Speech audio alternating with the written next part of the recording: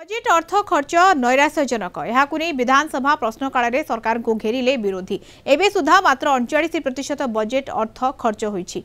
महिला एवं शिशु विकास स्कूल और गणशिक्षा ग्राम्य उन्नयन शक्ति पूर्त जलसंपद परि विभाग बजेट खर्च नैराश्यजनक रही। केंद्रीय अनुदान 41,000 कोटी टंका आने को लक्ष्य थिला किंतु 18% अनुदान मिली। तेणु डबल इंजिन ठीक भाव में काम करुछि कि नहीं प्रश्न करिसेंती बीजेडी विधायक प्रताप देव। बजेट बढ़ी किंतु खर्च कम होईछि। सरकार को आंतरिकता नहीं। 6 ରୁ 7 मासरे खर्च होई पारिला नहीं। 3 मासरे किपरि खर्च हेबो बोली कांग्रेस विधायक दल नेता रामचंद्र काडाम प्रश्न करिसेंती।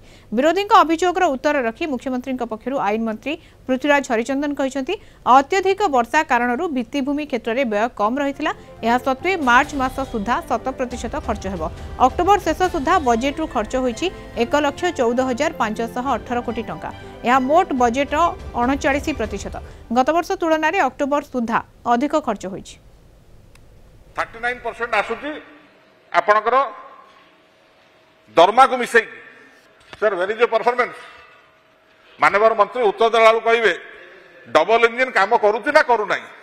केंद्रीय अनुदान उपरे जोटा को लेके मानवर जोगाण मंत्री ठू आरंभ कर विभिन्न मंत्री डिमडम पड़छन्ती केंद्र कहते दब आकलन करथिलो 41,000 कोटी टंका पाइबो। बर्तमान सुधा केते पाइ जानि तमरी लेखा मात्र बर्तमान सुधा आपण पाई 7,613 कोटी टंका आउट ऑफ 41। 60 मण घी हम ना राधा नाचब केबे आसीबो नाही।